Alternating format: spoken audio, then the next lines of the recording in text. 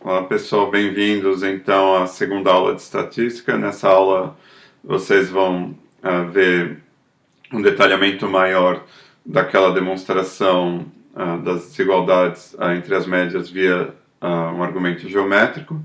Depois vou dar um argumento independente algébrico, então pelo menos para duas variáveis vocês vão ter uma amostra, né, de como que se dá a demonstração. O caso geral ficaria um pouco exagerado para esse curso, então decidi omitir, né, ficaria desproporcionalmente grande. Então, depois disso a gente vai ver uma aplicação às finanças da média harmônica ponderada, uma aplicação não trivial e que é análoga ao problema de cinemática que a gente fez na primeira aula. E depois, então, a gente vai lembrar, né, os conceitos clássicos de moda e mediana, que são similares à noção de média, e depois a gente já começa a estudar os conceitos de dispersão, né, a variância, desvio padrão, e começar com um exemplo simples da aula passada, que é daquela tabela de salários, e em aulas posteriores a gente faz exemplos mais sofisticados. Então, vamos começar. Ou então, retomando dessa figura da semicircunferência com as médias assinaladas aqui, eu vou detalhar, né, primeiro de tudo, por que essas letras são o que elas sugerem, e segundo, as desigualdades, né? Então, lembrem que a gente considera dois números A minúsculo e B minúsculo estritamente positivos, e a gente quer comparar as diversas médias entre eles. Então, a gente forma essa semicircunferência de diâmetro A mais B minúsculos, a gente marca o centro O, a gente constrói essa perpendicular ao diâmetro, né, desde O até encontrar a semicircunferência, em outras palavras, né, OR é o raio, né, que é esse segmento aqui em vermelho. A partir desse ponto T no diâmetro, que é o início do segmento B minúsculo, a gente constrói uma paralela a esse segmento A, ou seja, esse segmento TS também vai ser perpendicular ao diâmetro, né, então S vai ser o ponto de encontro desse segmento erguido a partir de T até encontrar a semicircunferência. Depois a gente junta T com R ou com S e forma essa altura a partir do vértice T desse triângulo retângulo, né, OST. Então, antes de mais nada, por que esse A é de fato a média aritmética? Isso é imediato da figura, porque uma vez que a gente identifica esse A como sendo o raio da circunferência e o diâmetro por construção é A mais B, a gente tem então que A maiúsculo é de fato A mais B minúsculos, né, sobre 2. Então, um cálculo essencial para tudo o que segue é o cálculo do segmento OT. Então, qual é o comprimento desse segmento? Se vocês olharem aqui na figura, o comprimento de OT mais esse segmento B minúsculo dá o raio, né? Vai desde O até o final do segmento B aqui na periferia, né, na semicircunferência. Então, como a gente conhece o raio que é A mais B sobre 2 e conhece o segmento B, esse OT então vai ser a diferença, né, é o que está aqui. E daí fazendo as contas dá A menos B sobre 2. Depois a gente olha o triângulo retângulo OST, né, a gente nota que OS como liga o centro até um ponto na semicircunferência tem o mesmo valor de OR, né, ou seja, o raio A mais B sobre 2. OT a gente acabou de calcular, então isso permite a gente calcular G por Pitágoras, né? Então, G ao quadrado mais o T ao quadrado é A ao quadrado, né? Que é a hipotenusa desse triângulo retângulo. Aqui, OS é igual a... Então, fazendo as contas e simplificando, a gente vê que G ao quadrado é A vezes B, tirando a raiz quadrada, a gente vê que G é a média geométrica entre A minúsculo e B minúsculo. Nota que a própria relação do teorema de Pitágoras diz que A maior ou igual que G, e de fato só seria igual se OT fosse zero. Mas quando que OT é zero?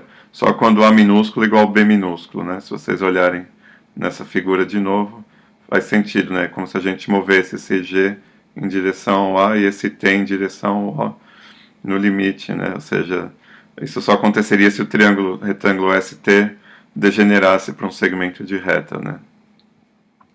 E da mesma forma, no triângulo ORT, a gente também usa Pitágoras, né? Então, nesse caso o segmento em verde é a hipotenusa, então que é o Q, né, que a gente quer provar que é o valor quadrático médio. Um dos catetos é A, que é a média aritmética, a gente já estabeleceu, e outro é o T. Então, substituindo de novo, de forma análoga, simplificando, a gente vê que Q ao quadrado é A minúsculo ao quadrado, mais B minúsculo ao quadrado sobre 2, tirando a raiz quadrada, é a definição, né, do valor quadrático médio, ou seja, esse Q é o que a gente espera, né, da notação.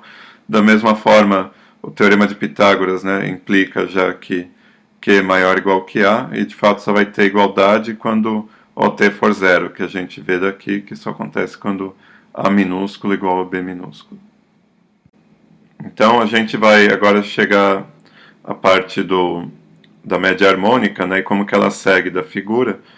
E para isso a gente vai usar a semelhança de triângulos. Né? Quais triângulos? OST e STP, que são os seguintes aqui.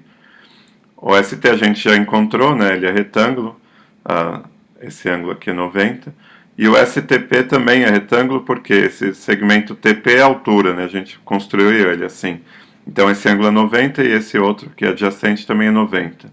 Além disso, esse ângulo de vértice S é comum aos dois triângulos retângulos. Então o terceiro, que para o menor aqui é esse ângulo de vértice T, e para o maior é esse de vértice O, também devem coincidir, né? Porque a soma dos ângulos internos é 180. Então, se dois coincidem, o terceiro também. Então, posto isso, como que a gente escreve a relação de semelhança? A gente vai escrever do menor triângulo, que é esse aqui, STP, para o maior, que é o ST. Então, oposto a esse ângulo de vértice T no menor triângulo retângulo, a gente tem esse lado H, aqui em rosa.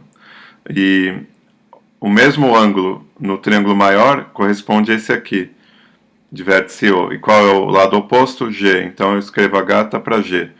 Agora, quais são as respectivas hipotenusas? No triângulo menor é G, né? Oposto a esse ângulo que é 90. E no maior, esse ângulo é 90, o lado oposto é esse raio, OS, que vale A.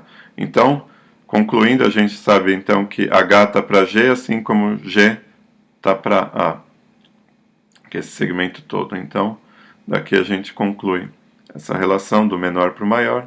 Reescrevendo, a gente tem que o H é G ao quadrado sobre A, e daí lembrando que o G quadrado é AB, dividindo o numerador e denominador por AB, a gente chega finalmente à expressão que a gente queria. Daí de forma análoga ao que a gente já fez para as outras médias, por Pitágoras segue, né, que G ao quadrado é H ao quadrado mais TP quadrado, no triângulo retângulo menor, né, esse aqui, STP. Então esse G é hipotenusa, então ele certamente é maior que o H, que é um dos catetos, com igualdade só no caso do triângulo degenerar para um segmento de reta, que só vai acontecer se TP for zero, ou seja, se esse T for em direção ao O e eventualmente coincidir com o O, né, que acontece exatamente quando esse A aqui for igual a esse B. Então a gente conclui com isso essa desigualdade e a demonstração está completa, né?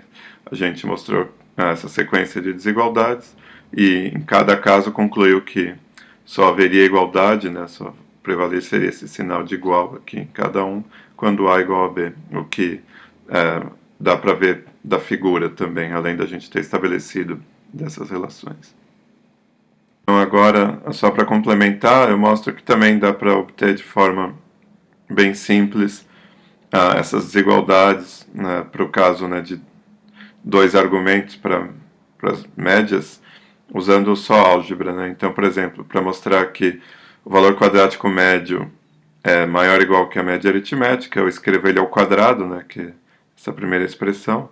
A média aritmética ao quadrado é A mais B ao quadrado, 2 ao quadrado é 4. Então, tomando o denominador comum e simplificando, a gente chega nessa expressão que mostra claramente que esse é um número positivo, esse é o quadrado de um número real, então também é maior ou igual que zero, e também fica claro que ele só vai ser zero se o numerador for zero, que vai ocorrer precisamente quando A for igual a B, né? Ou seja, quando A menos B for zero.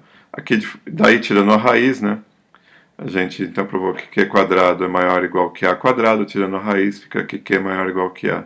Da mesma forma aqui para média aritmética e geométrica, a gente toma denominadores comuns, simplifica, vai chegar na mesma expressão e pela mesma razão, então vai ser algo maior ou igual que zero, com o sinal de igualdade valendo só quando A for igual a B.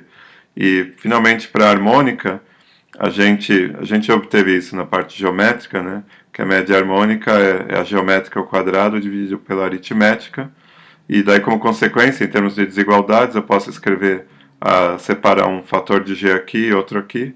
E como a gente já estabeleceu que g é menor ou igual que a, esse quociente aqui é menor ou igual que 1, né? Então, o produto com g fica menor ou igual que g. E a gente estabelece, então, as desigualdades puramente de forma algébrica aqui. Então, na aula passada, só relembrando, a gente definiu a média harmônica usual, né, onde todos os P's são 1, e aqui a média com W, né, de peso, a média harmônica ponderada. Então, para cada xi aqui, você atribui um peso PI. Onde isso surge? Bom, a gente vai ver mais um exemplo hoje. Da aula passada, um problema bem simples de cinemática, né? Um veículo vai de A até B e volta de B até A, percorrendo distâncias d1 e d2 e com velocidades v1 e v2, completamente geral. Então, a velocidade média, ida e volta, né, vai ser a distância total pelo tempo total gasto, que nada mais é, então, que a média harmônica ponderada das velocidades, ponderada por quem? Quem que pondera os pesos aqui? São exatamente as distâncias, né, no trecho de ida e de volta. Então, uma aplicação não trivial de média harmônica que se relaciona com a página anterior é a seguinte: a chamada razão preço-lucro, né, que eu lembro que é o preço por ação dividido pelo lucro por ação, né, também conhecida como PE, né, para Price Earnings Ratio. Então, a gente vai fazer o seguinte exemplo. Você tem uma empresa A que tem capitalização de mercado de 100 bilhões, lucro de 4, e uma empresa, então, para ela a razão é 25, e uma empresa B que tem capitalização de 90 bilhões e lucro de 100 milhões, né, ou seja, 0,1 bilhão. Então a razão dela, né, é bem maior, né? E, então, nesse sentido, ela é menos atrativa, né? E daí o que acontece? A gente quer montar um índice com ações nas duas empresas, da seguinte forma: 80% são investidos na primeira empresa, na empresa A, e 20% na segunda. E a gente quer então definir, né, calcular a razão média, né, a partir dessas duas, levando em conta esses valores investidos. Então, qual que é a ideia? Se vocês usassem a média aritmética ponderada, né, ingenuamente, o que aconteceria? Esse valor 900, né, que a gente colocou bem mais alto que o 25 justamente para ilustrar esse ponto, distorceria muito a favor dele, né, o valor, a razão média, enquanto o que a gente quer de fato é a média harmônica, porque na analogia com o problema de cinemática, esse 0,8 e 0,2, né, 80% e 20%, corresponderiam ao espaço percorrido, e as razões aqui corresponderiam às velocidades, né? Então, o que a gente estaria aqui interessado seria o análogo da velocidade média, né, que eu falei anteriormente. Se a gente fizer essa conta, a gente obtém cerca de 31,03, né? Massivamente, né, incrivelmente diferente desse 200 aqui. Então, vocês notem que, nesse contexto, né, a média aritmética distorce muito o valor que a gente esperaria, né, que seria tender muito mais para a razão 25, né, que é o que acontece na média harmônica.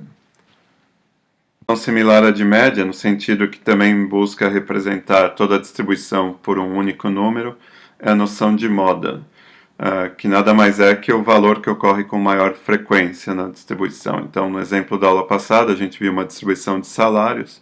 Então, o salário de 1.200, né, ocorre com frequência de 40%. Então, essa é a moda para essa distribuição. Nota que podia ser que, por exemplo, o salário de 1.600 ocorresse 40%, e daí você ia ajustar essas porcentagens aqui, claro, para somar para 100 ainda, e daí você teria duas modas. Isso é possível, né? Porque a frequência não caracteriza de forma única o valor ou a faixa de valores. O valor é a mediana, que, como o nome sugere, é um valor central.